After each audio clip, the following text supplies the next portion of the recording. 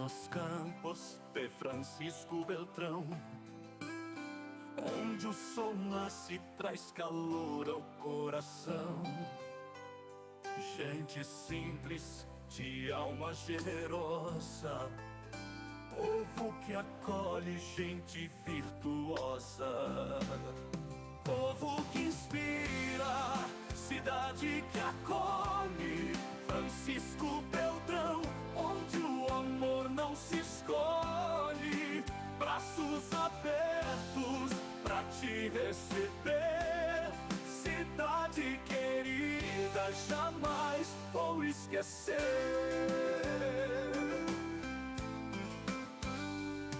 Nas ruas tranquilas, histórias a contar, cada sorriso, um abraço, um lugar pra ficar.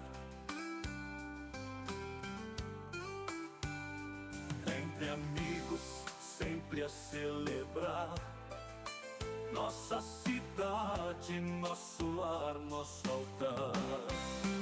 Povo que inspira, cidade que acolhe, Francisco Beltrão, onde o amor não se escolhe. Braços abertos pra te receber, cidade querida, jamais vou esquecer.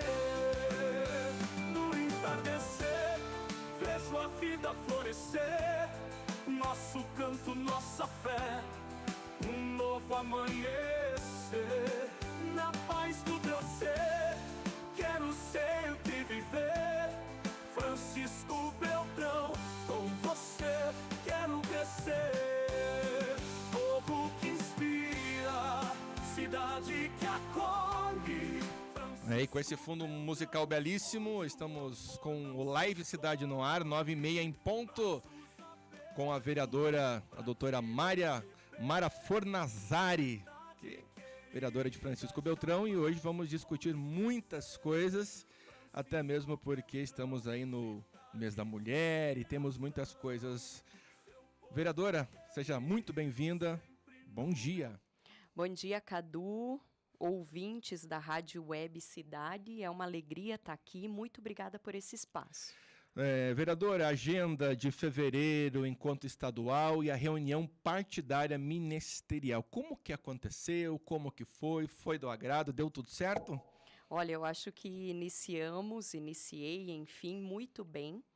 E isso eu quero dizer, inicio muito bem a questão do mandato, exatamente por isso. Eu vou em fevereiro, então, a Procuradoria da Alep da Mulher chama, através da procuradora, que é a deputada estadual Moara, ela chama as eleitas prefeitas, vices, vereadoras dos municípios para um encontro estadual. E é bacana você entender a abrangência, não é? Em Francisco Beltrão, no Paraná, são 399 municípios e são quase 200, né, desses municípios que possuem a procuradoria dentro da Câmara de Vereadores. E é interessante porque existe uma troca grande de assuntos, não é, de experimentações dentro de cada município. Em Francisco Beltrão, eu sou a primeira procuradora das mulheres da Câmara, porque mesmo que tenha sido criada em 2019, depois nenhuma vereadora é eleita. Então, a gente fica ali com esse degrau, infelizmente, de 4 anos, mas esse ano a gente já se restabelece com 4 mulheres na Câmara.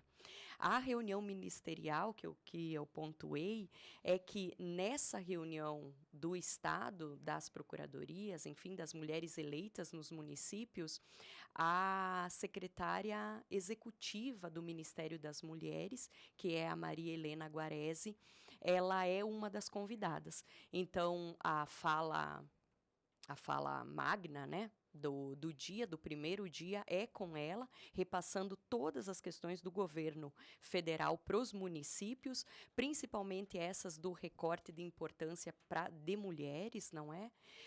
E depois disso ainda a gente tem, no final da noite já, uma reunião partidária, então, do Partido dos Trabalhadores e das Trabalhadoras com a a secretária executiva, fazendo esse repasse interno, assim, de todas essas informações, análise de conjuntura, em que momento nós estamos, e eu tenho sempre bastante interesse porque eu reconheço a importância. Nós somos um município do sudoeste do Paraná, mas o meu interesse é sempre estar muito ligado ao governo federal, e aqui, seja através da deputada Luciana, Gleise, dos outros deputados que trabalham aqui nessa região, a gente tem realmente uma conversa muito próxima. E isso é muito importante e gera muitos benefícios para o município, que é o interesse meu como vereadora, com toda certeza. Com relação à agenda de Brasília, né, com fatos importantíssimos, né, a delegacia da Polícia Federal e muitas visitas ao Ministério da Saúde, porque Beltrão cresceu e carece de mais verbas. Com certeza. Eles estão retornando, não é? Nós tivemos uma comitiva com o presidente da Câmara, o Sidão, né, e outras autoridades aqui do município que fazem essa agenda lá. A pauta da Polícia Federal, eu apresento ela na Câmara de Vereadores, mas eu conheço e nós sabemos que é uma pauta de muitos anos já, envolvendo associações empresariais, outros parlamentares, não é? Mas a gente faz esse reforço. Então, essa comitiva conversa com Andrei Rodrigues, que é o diretor-chefe da Polícia Federal, né? E conversa sobre isso, sobre como é importante uma delegacia da Polícia Federal para a gente, seja as questões de segurança pública e seja pela própria referência que Francisco Beltrão significa para os municípios dessa região. Então, tem muita coisa envolvida e essa pauta está em alta, digamos assim. Com certeza. E conta pra gente como que está essa mobilização, principalmente da parte do interior com relação à Copel, né? A gente vem observando aí muitas reclamações, protestos, mas a gente sabe que não é só no interior, a cidade também a coisa não anda bem com relação à Copel. Sim. Cadu, eu faço parte do Partido dos Trabalhadores e das Trabalhadoras e toda a nossa bancada sempre lutou contra a privatização da Copel. Isso foi uma bandeira por anos e anos e, enfim, a Copel foi vendida e hoje a gente amarga as duras penas disso ter acontecido. Então, isso é um ponto de bastante clareza. A privatização não é a saída. Existem países onde a privatização foi realizada de várias empresas públicas e serviços públicos e depois os países voltaram atrás na ideia. Então, eu sinto que, infelizmente, nós estamos ainda na fase anterior, que é depositar esperanças nesse tipo de saída. Mas, enfim, o que eu acho muito interessante pontuar. Estive bem próxima nessa mobilização que aconteceu. E no mês de março, eu acho importante dar visibilidade para a capacidade das mulheres de organizarem as mobilizações. Foi fortemente organizado por 3 mulheres, da linha Santa Bárbara, a Jo, a Adriana Colonese, do Rio Saudade, a Silvia. Então, foram diferentes mulheres mobilizando a população e foi realmente um marco, porque a gente precisa fazer a cada tempo aquela cena pesada de leite sendo jogado fora, para parece que lembrar da gente o grau de gravidade disso. Então, isso eu considero sempre importante sinalizar. A luta das mulheres, ela se envolve em todas as coisas sociais e essa mobilização fortemente organizada por mulheres e homens, não é? Porque é sempre junto. Com certeza.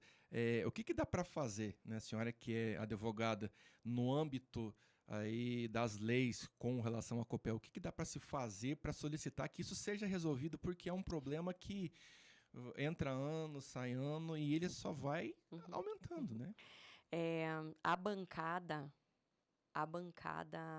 da agricultura familiar, que é chefiada pela deputada Luciana, fez uma reunião agora 18 de março. Novamente, o vereador Marcos e outros vereadores aqui de Francisco Beltrão estiveram em Curitiba.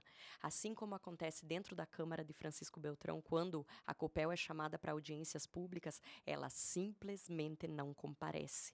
Então, não é porque é a Câmara de Francisco Beltrão e eles não dão importância. Não é? À frente de agricultura familiar da Alep chama e novamente a Copel não vai. Então, o que o grupo faz? Vai até a Copel e solicita que seja atendido.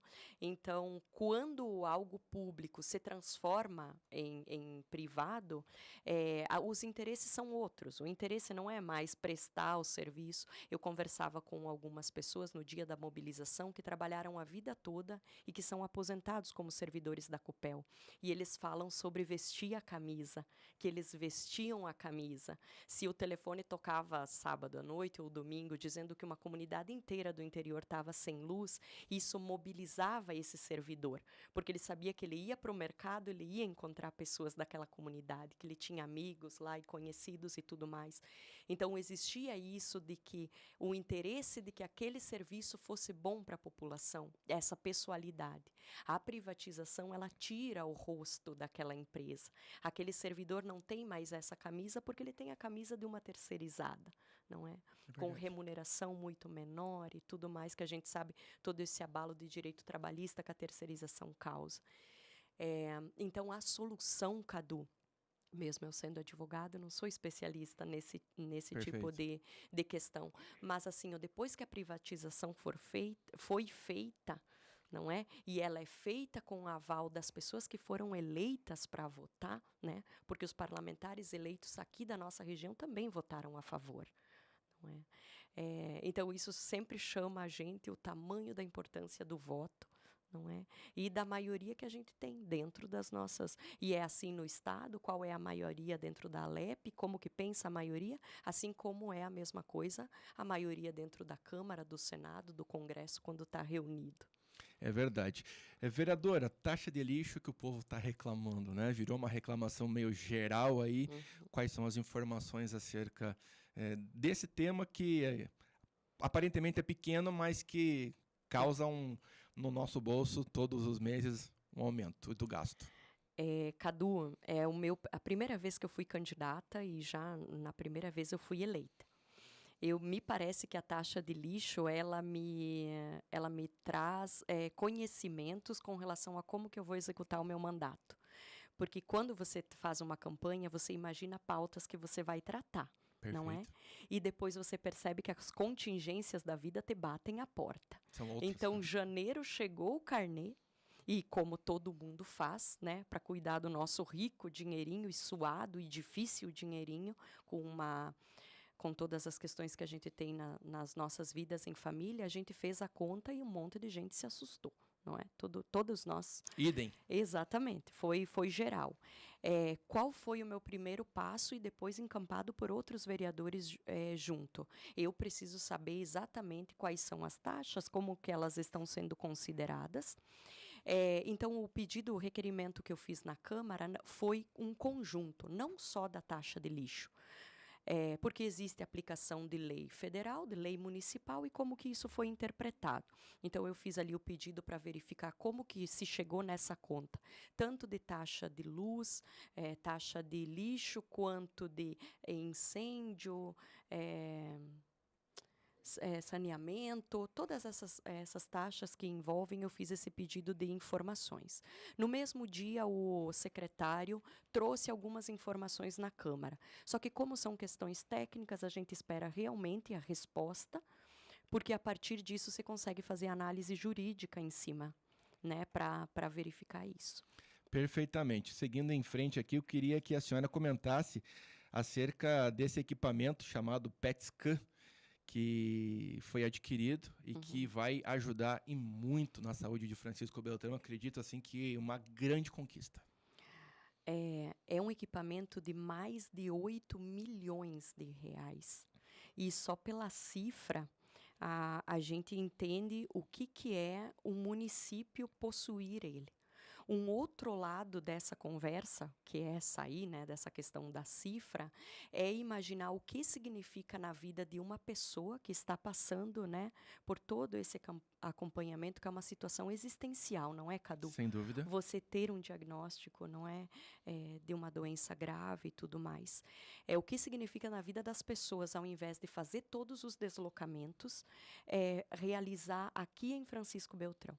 A gente sabe que é um envolvimento de mais de 100 mil pessoas se a gente somar os municípios da região que vão ter acesso a isso.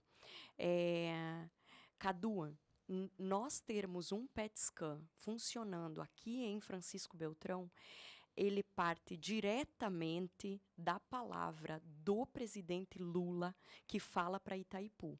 Se vocês fazem repasses de valores para as questões de social, né? Todas as pautas sociais de alguns municípios lindeiros à Foz, agora nós vamos fazer de todo o Paraná e de um pedaço do Mato Grosso.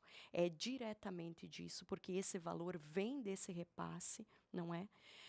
Social, e a gente sabe que se dependesse esperar de Ministério da Saúde, de Secretaria de Estado, estaríamos muito longe dessa possibilidade. A partir do momento que se diz assim, Itaipu tem toda uma organização interna, né, um funcionamento, tem todas as questões de repasse social, esse repasse vai vir através da Itaipu, vem exatamente da cabeça dessa pessoa que diz assim, se beneficia alguns municípios, agora nós temos que beneficiar mais. E Paraná está dentro disso. E Francisco Beltrão e o PET scan, quando estiver funcionando aqui, vem direto desse tipo de preocupação e desse tipo de sensibilidade.